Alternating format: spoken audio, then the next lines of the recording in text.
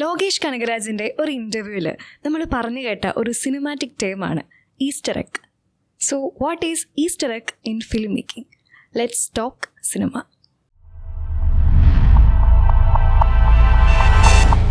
എന്താണ് Easter egg? ഒരു സിനിമയിലെ ഒരു ഹിഡൻ ഇമേജോ അല്ലെങ്കിൽ ഒരു ഇവൻറ്റോ ഇൻറ്റൻഷനലി ആ സിനിമയിൽ ഉൾപ്പെടുത്തുക, ഡയറക്റ്റ്ലി പറയാതെ ഇൻഡയറക്റ്റ്ലി ആ സിനിമയിലൂടെ പറയുക. സോ എന്തിനാണ് ഈ ഈസ്റ്റർ എഗ്സ് ഈ സിനിമകളിൽ ഉപയോഗിക്കുന്നത്?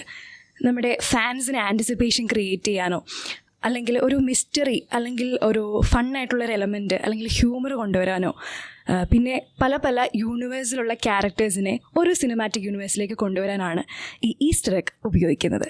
സോ എങ്ങനെ നമുക്ക് ഒരു സിനിമയിൽ നിന്ന് ഈസ്റ്റർ എഗ് സ്പോട്ട് ചെയ്യാൻ പറ്റും?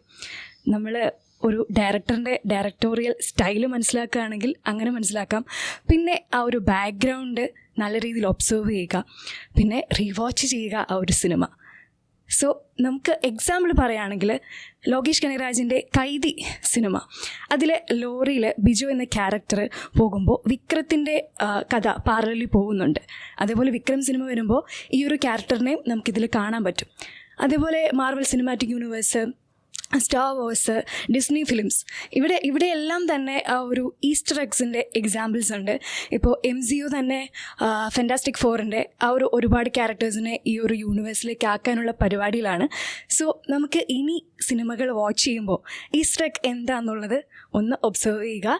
ഇനിയും പുതിയ സിനിമ വിശേഷങ്ങളുമായി ഞാൻ വരുന്നതായിരിക്കും. So Tata bye bye.